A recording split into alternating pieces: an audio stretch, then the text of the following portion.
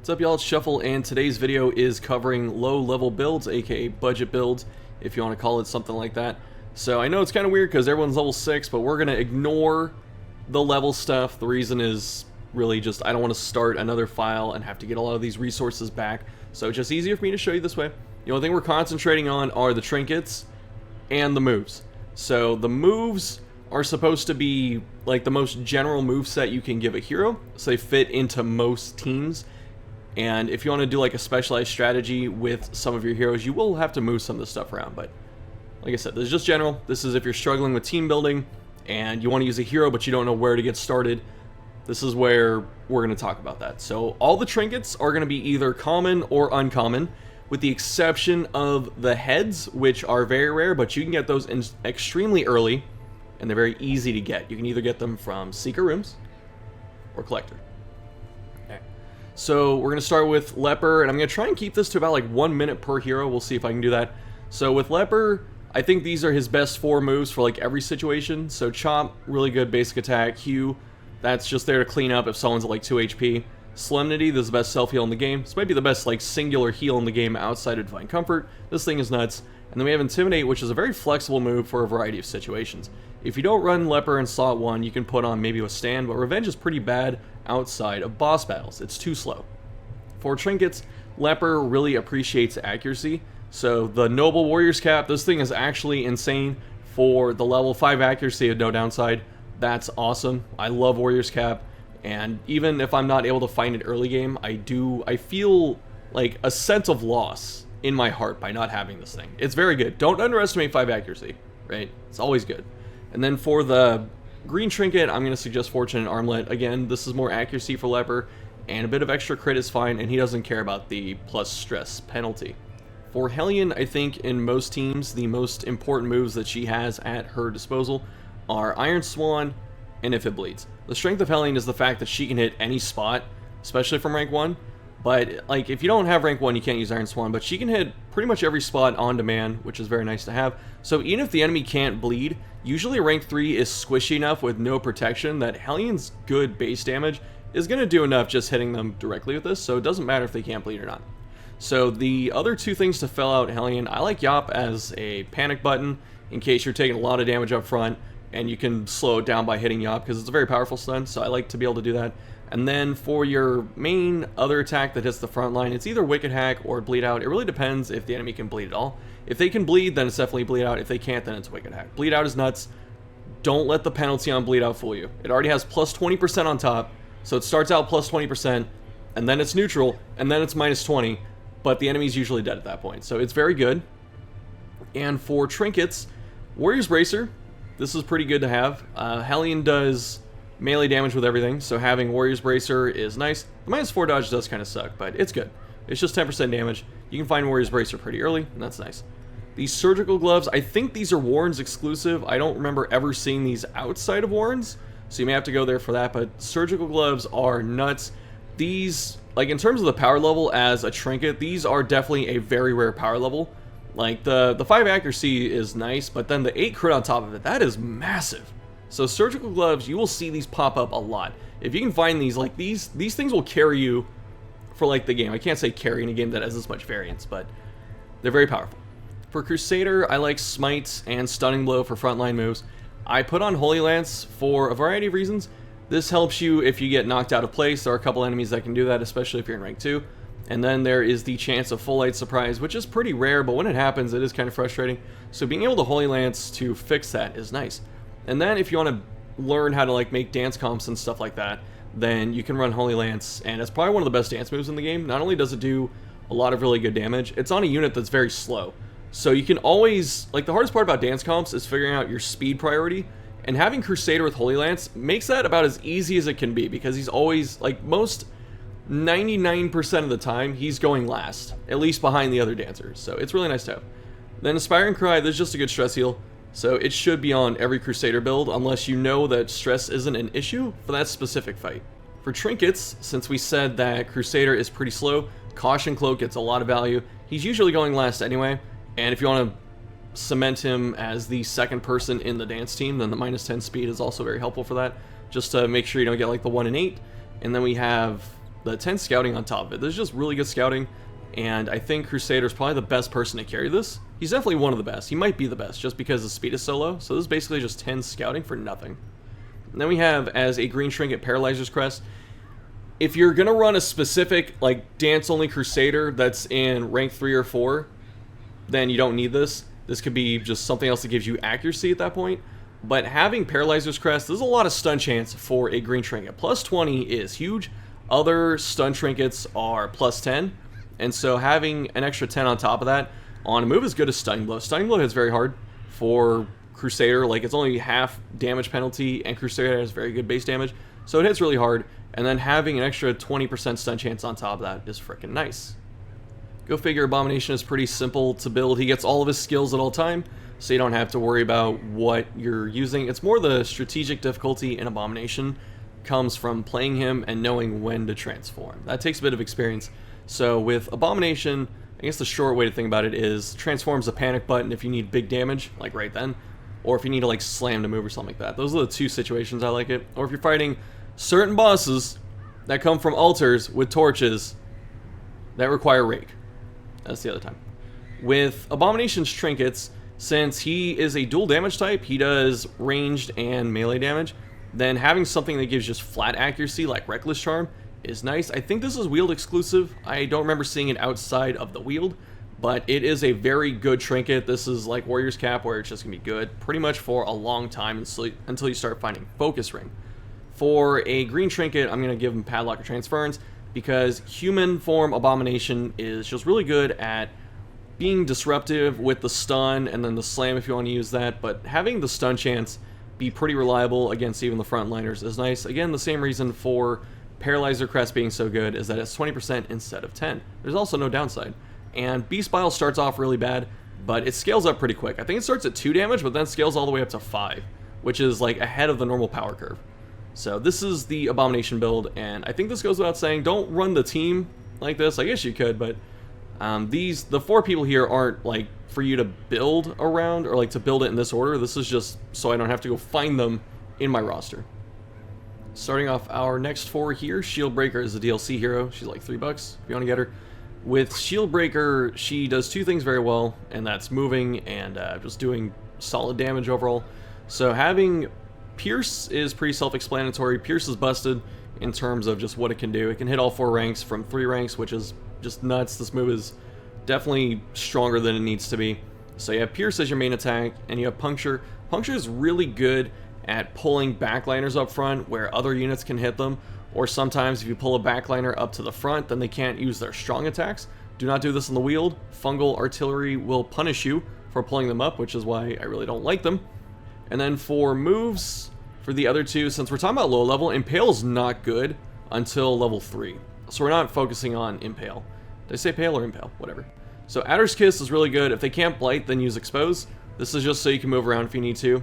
And then you have Serpent Sway. This is a good panic button. So for trinkets, we're going to be tanking her dodge a little bit. So that's why we definitely need the block so we can survive just that much more. But Serpent Sway is really good. Low level, I wouldn't put it past rank 2, and then when I have a lot of gold in its late game, then I'd put it to 5. It really doesn't have to go past rank 2, just because the speed isn't that big of a bump as it levels up, and then having the 2 blocks is there from the first level of the skill, so that's good enough.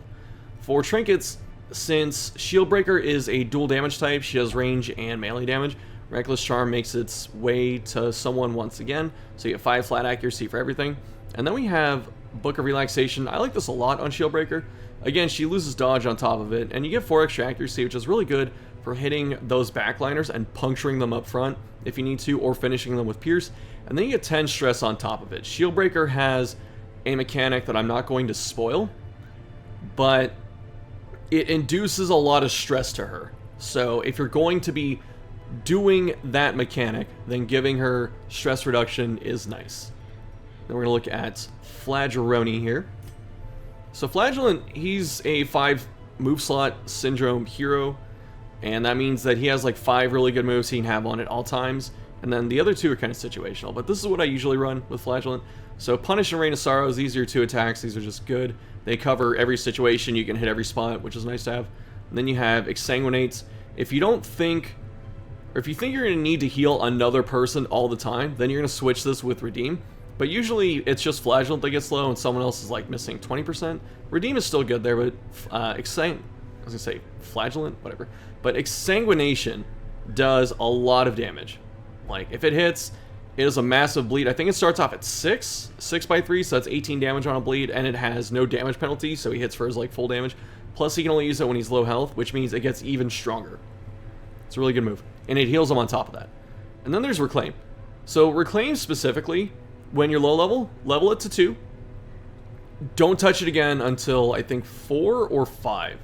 This is one of those moves that's a lot like Impale, where, or I guess like Serpent Sway, where it has like breakpoints where it's good. Like rank 3 is probably the worst of it because it's still the same amount of healing, but it increases the chance to bleed Flagellant. So if you don't want that, then you don't want to level it. But I think at 4 it's okay, and then 5 is where it's at its best. And then like I said, you can swap any of these for Redeem, depending on the situation, but usually you don't want Exang and Redeem together, just because they kind of step on each other's toes. But if you're in a very long fight, then they're good, but most of the time they're not. Then for Trinkets, we're going to rock Warrior's Cap. Even Reign of Sorrows is melee skill, so everything that Flagellant does is melee based, so Warrior's Cap is very nice. And then we have Bleed Amulet. So this doesn't make him resistant to his own bleed from Reclaim. This gives him 20 bleed resist and then 20 bleed chance, so it stacks against itself and it just zeroes out. So your Reclaim is always at full effectiveness to bleed you, but this is really good to stick bleeds on enemies, and then it's really good to resist bleeds coming into Flagellant. So Cultist Brawler is very common, Swine Chopper, these are enemies that Flagellant fights a lot, and being able to resist those bleeds is nice. And then the minus Blight on top is a bit unfortunate, but Blight isn't as common. Although you can run into Blight and Bleed in every single zone, so keep that in mind. Okay, so I do have a couple low-level heroes here. So we have, what is it? We have Man-at-Arms. And for Man-at-Arms, this is like probably the best universal loadout. Like, Man-at-Arms is tough because he can just run anything. He actually has a lot of different ways you can build him. Like, there are like 4 or 5 probably effective builds that this character can do, which is pretty crazy. But this is like the most consistent and easy to play, I feel like. So we're going to run Rampart. This is just damage and movement. Or not damage, it's stun and movement with a bit of damage and disruption, which is nice. Bellow, this is a cool move that I really did trash on it for a long time, but the more I've been using it, the more I greatly enjoy it. It does have to make 2 checks. It has to make an accuracy check, and then it has to make a debuff check. And when it tries to do the debuff check, it applies both, so it's both the dodge and speed at the same time. Even though it says resist twice, which is strange. But with Bellow, this is really good if you don't want to run Battle Ballad, or if you're missing accuracy, because it gives you basically 5 extra accuracy by the dodge penalty, and then the speed down, which is really good. And then we have, let's see, oh, and you can use it from every spot, which is nice. Unlike Battle Ballad, which can only be used from 3 and 4. We have Guard. This should be on every Man-at-Arms build just because it's a panic button. Sometimes someone gets crit for half their HP. It happens, and you want to save them. So this is really good. And then we have Retribution. This is very consistent damage output for him. This could be Crush if you're looking for more targetable damage, but Retribution plus Guard really covers a lot of options. And Man-at-Arms has a couple difficult opening turns, then he gets into a rhythm of like swapping Guard, Retribution, then like Stun over and over for the rest of the fight. Bolster, just don't run Bolster if it's not a boss battle. This is not good in a hallway battle, it's too slow. Command is okay, but usually Bellow is better if you can get it to stick. Let's see, so Dazzling Charm, this is to help Rampart stick the stun, and the movement chance is nice if it goes off, but honestly you're just looking for the stun in many cases, so we just want to get that stun chance a bit higher. And then for a uncommon trinket, we're going to run Book of Relaxation again. This gives us 4 accuracy, this helps out Retribution, this helps out the melee moves, and also helps out Bellow. So Bellow has just 4 more accuracy to stick, which is nice.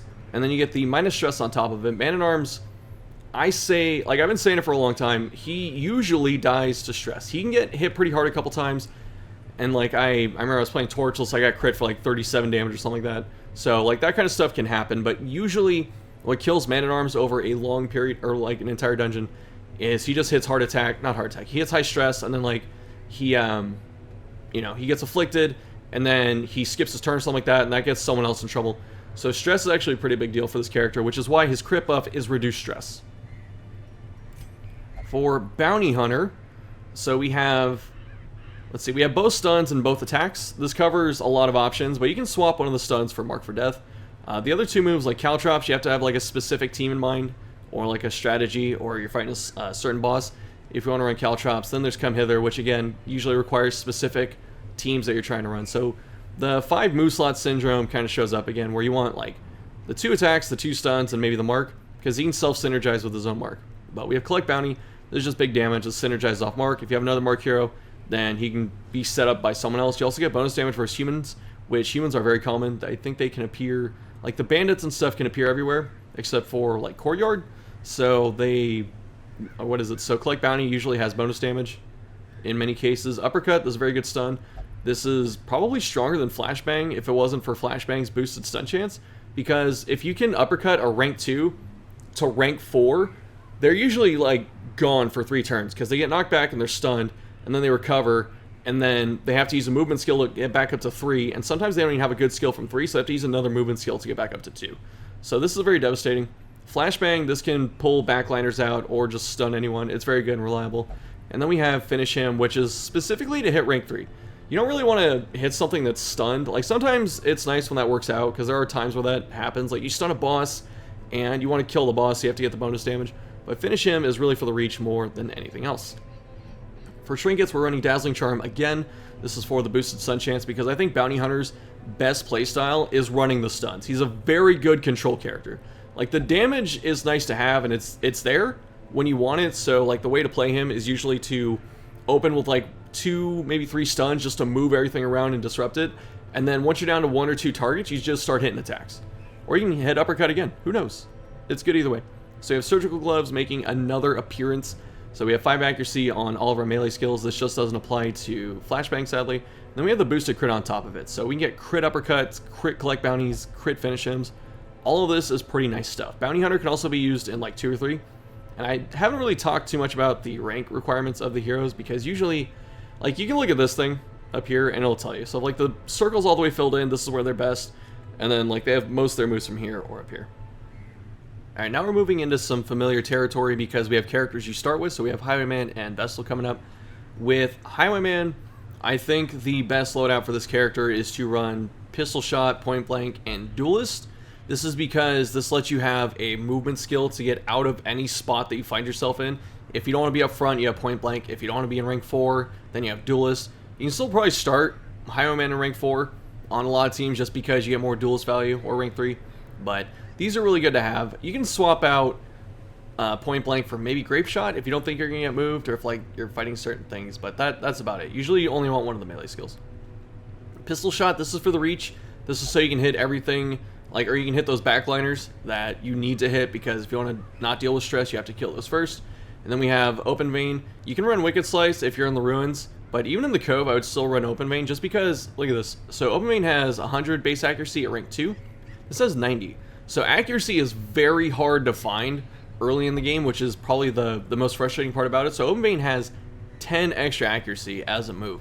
And then, even if you can't bleed the enemy, sticking this debuff of minus speed is also helpful. Plus, if you're trying to stall for a bit longer, it has lower on-hit damage, so it's easier to stall with. This move is just very good. I think it's actually just better than Wicked Slice in almost every way. But Wicked Slice is still good. That's what's crazy. Like, both these moves are still good.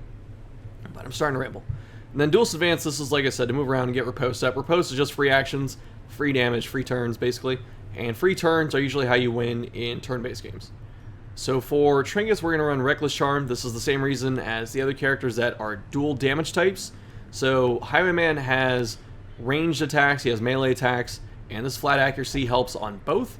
And then we have Surgical Gloves on top of that, because this should give us a bonus to Riposte, because I'm like 99% certain it is classified as melee. So we have 5 accuracy on it, which it does have bad accuracy. And then we get 8 crit on top of that, which is just great to have. And then we have 8 crit on top of Open Vein to help it stick better. But like I said, if you're in the Ruins, then it should be Wicked Slice. Occultist is another character that is very flexible. You can put him up front, and you can do some stuff like stun and facilitate offense, or you can put him in the back, and you can do other stuff. But I like to run Occultist in rank 2, so that's how I'm suggesting he's built. So where he is on this bar is actually where I like to put him. So with, you can put him up in the first spot too, but front spot's usually more contested, because that's for like Hellion, Leper, stuff like that. And Shieldbreaker if you ever. So with Occultist, Sacrificial Stab, this is just a solid melee move that reaches into rank 3. The accuracy is absolutely garbage, but it is nice, and it can do some solid damage. Weakening Curse, this could be Vulnerability Hex if you're low level, just because even if you're not marking something, having the bonus, or I should say the dodge penalty, is inverse accuracy, And that's really nice to have. So Weakening Curse isn't actually that good early, so I might switch these. Yeah, okay. And then we have the heal. This should be on every Occultist build just because it's good in a pinch. And then if you're running Occultist up front, he should have Hands from the Abyss. This move is nuts. It is probably the best stun in the game, especially if you can get trinkets at higher level, because it can like triple stun enemies, which that's insane. It's very powerful and has very big crit modifier. So always keep extra torches if you're on hands, but that's it for that. All of his moves are pretty good and situational though. The worst thing on his bar is probably Roof Spaghetti, but even that's okay. Like if you give him some damage and you're in the cove, this actually hits kind of hard, which is nice.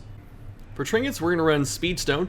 You can find this pretty early. This is a common trinket and it's just 1 speed. That's nice. 1 speed is, you know, impactful at these levels. So you're going to see this on a couple characters. And then we have Steady Bracer. This is somewhat easy to find as well. You get 10 accuracy. This is specifically for Hands from the Abyss because the chance to hit rank 3 enemies like Cultist Switch and stuff without Jester is not that high with Hands. Like Hands is okay. It's better than Sacrificial Stab, but just make sure that you can hit stuff. And I like that a lot. Plus, let's say you want to run a Cultist in the back of the party and you want to use these, the Roof Spaghetti and the pull and stuff like that. You can run pulling too, but you know, if you want to put them in the back, then this gets even better because you have more accuracy on this and they have more accuracy on this. So this is a very versatile trinket for him, and I do like it on most low-level Occultist builds. As always, Vestal is running the primary healer loadout, so we have Judgment for reach. The Dazzling Light is a great stun. We have single target heal, and then we have the best AoE heal, or one of 2 AoE heals in the game. Shouts to Flagellant. But Divine Comfort actually sucks at rank 1 because it's 1 to 3, but when it hits like I think level 2, then it's 2 to 3, then it's okay. So having this at low level isn't that strong. Usually the single heal is just a bit better, but this gets better at like level 1 and 2. So these moves are very easy. I don't think Vestal should run anything else. Like the only time you even put these on is if you're running a specialized team or if you want to put her up front to hit stuff. With trinkets, we're going to run Survival Guide. This is just Baby Ancestors map. This is 10 scouting, 10 trap disarm, and it lowers her speed. Her speed is important, but not mega important, and it's good. I like Survival Guide. She's probably one of the best to have it. Then we have Chirurgeons. This is the best low-level healing trinket. You could run Junius Head, but the bonus stress is probably difficult for a lot of new players to work around because they're not as efficient at team building, so they don't stun as often or they don't disrupt as often. So the 20 stress actually impacts them quite a bit. Although we will suggest a couple of the heads, but I'm just saying that in case people are wondering why I don't put Junius here. If you think you can handle stress, Junius Head is fine. I'm actually going to find it real quick. It's in the massive box. Please excuse all my trinkets. So if you think you can handle the stress, then run this.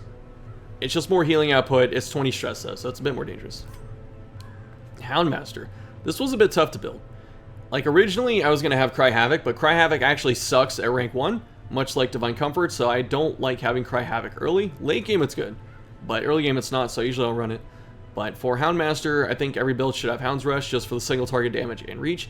And Guard. I think these 2 moves should be on pretty much every Houndmaster just because they are good, they are versatile. Guard Dog is very good panic button, much like Defender or whatever it is for Man-at-Arms. And then the other 2 are a bit more complicated, but I think in most teams, if you're not in the ruins, then Hound's Harry gets good because you have a chance to bleed stuff and it cleaves, and you can chip out things that are low HP, and that's nice to do. And then Lick Wounds, you don't usually find yourself hitting this unless Houndmaster's in like rank 2. So I think the Mark is just better.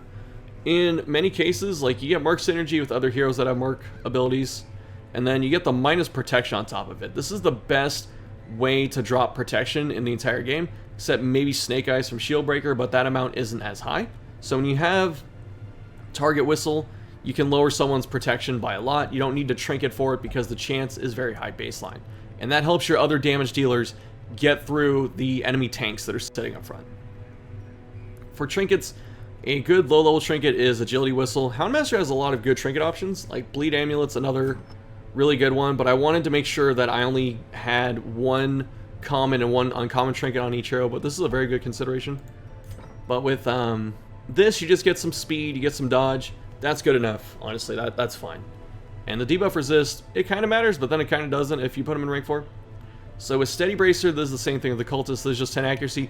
Houndmaster has very bad accuracy. He's got 105 at max level for someone that's trying to hit into rank 4, where enemies commonly have about 34 dodge. So your chance to hit is usually about 70 to 72 without trinkets or help, and that's why you should get some kind of accuracy on this character.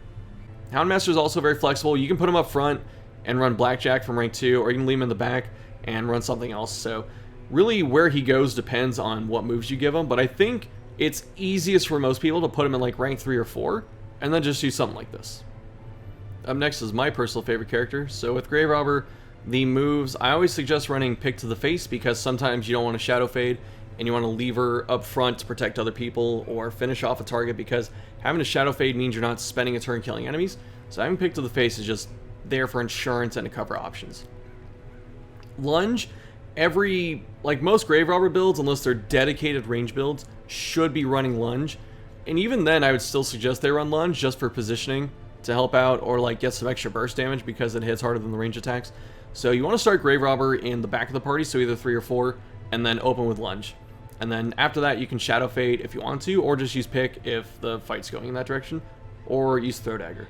I think that between Pick and Throw Dagger, you have an answer to Armor, which is commonly up front and not in the back, and then you have higher base damage, or burst damage, I guess, to kill the enemies in rank 3 and 4, which, as good as darts are, darts, it's weird, because darts are an incredible move, but I think running Throw Dagger and darts together is usually not good, and then having Pick kind of covers the option of poison darts, but because it's weird, because these go through armor too, that's kind of their best thing to do, but it also helps to stall, so I'm not quite sure, but I think this is the best, just easy to play loadout for Grave Robber, although you will probably find yourself wanting darts, but I'm starting to talk too long about that. With the trinkets, we're going to go with Reckless Charm. Grave Robber, dual damage type. She has melee and range attacks, so having Reckless Charm covers both options. It is nice to have a bit extra accuracy for these two moves if you decide to run them.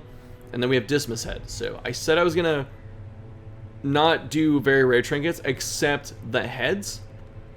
And that's because you can find the heads relatively early and easily in the playthrough. You will find these, because you will fight Collector at some point, or you will find a secret room on a map, and you will get one of the heads. There's only 3 of them. So you will find these probably by like week 20, in most cases.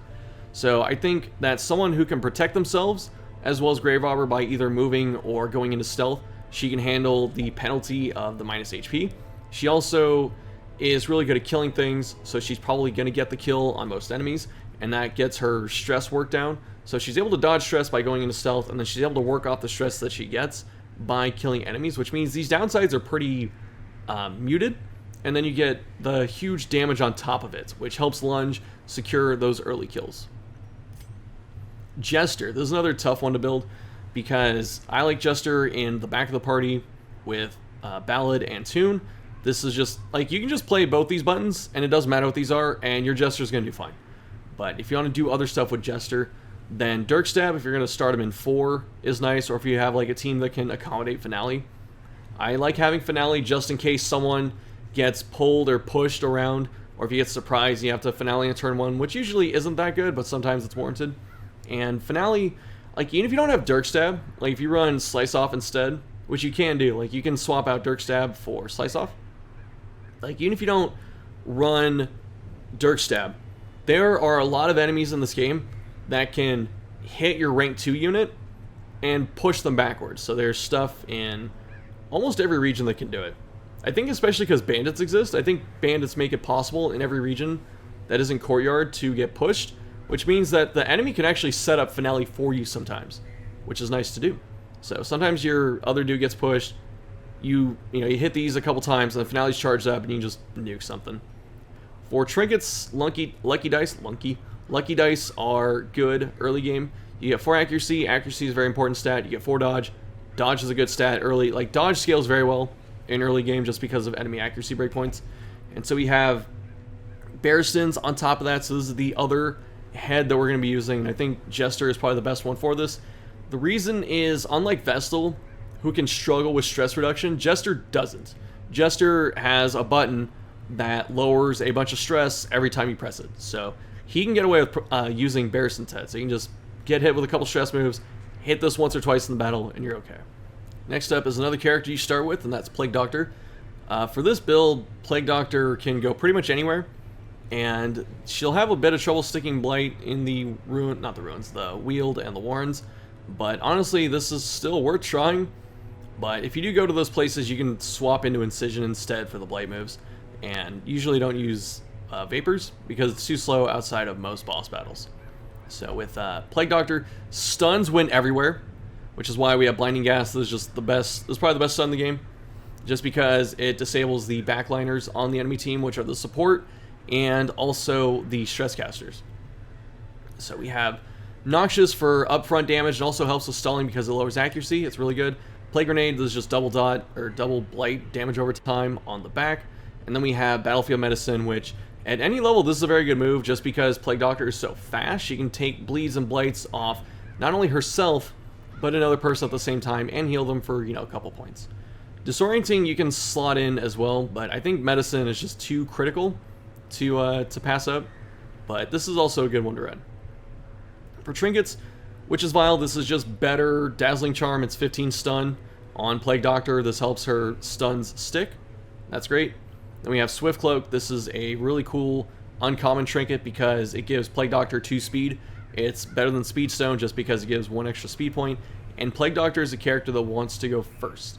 Plague Doctor wants to be the first person to go, or the second. She doesn't want the enemies to go before her. I'll just say it that way.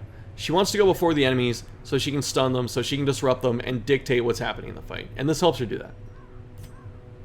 Arbalest. So with Arbalest, I think this is the best loadout for her, just because we have Sniper Shot for damage, we have Battlefield Bandage. Like, these two moves are the most important on the bar. So she spends the first couple turns shooting enemies, and then she heals afterwards. And this heals very good. It even stacks its own healing buff on top of someone, so even if you don't have trinkets, after 1 or 2 casts, this starts to ramp up pretty good.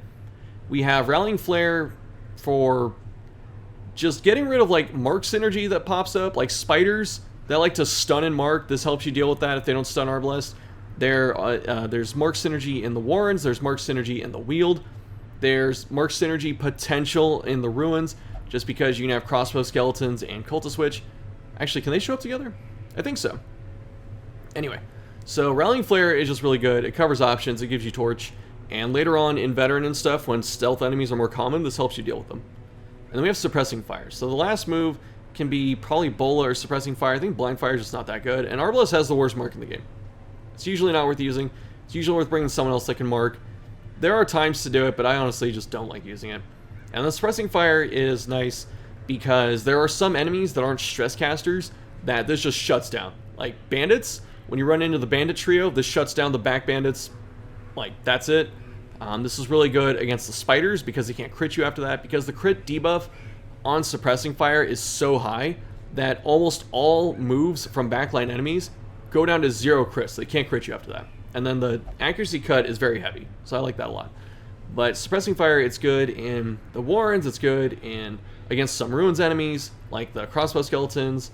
It's good in the Cove, like the Pelagic Groupers, aka Cove Lepers, shuts them down. Like, this move has a lot of applications. It's very good. So I usually find myself hitting this way more than saying I wish I had Bola. But Bola is probably the best replaceable thing here. For trinkets, Dismas Head making another appearance. The reason we can run Dismas Head on on Arbalest is because her base accuracies are very high at 115 max level, that she can kind of afford to do this.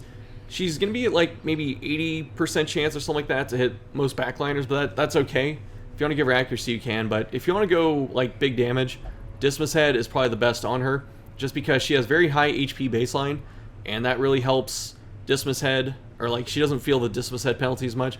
And then because she's able to kill stuff pretty easily and clear stress if she wants to, actually that doesn't blight her, but since she kills enemies pretty regularly, she can work off her own stress. And then for the other trinket, I love Medic's Greaves. These things are so good. This turns her into a comparable healer to Vestal early on, honestly, because if you can't find Chirurgeons, then Vestal, her healing is kind of lacking. And then if you can find these, like, you're going to be putting up like Vestal numbers. The only thing is you can't AoE heal, but that's Vestal, and she has a stun too. But I like these a lot. We also have like camp skills that can heal, and these Greaves apply to that as well. I forgot about Antiquarian, who is our last character, but there is some nuance to Antiquarian that we do need to cover.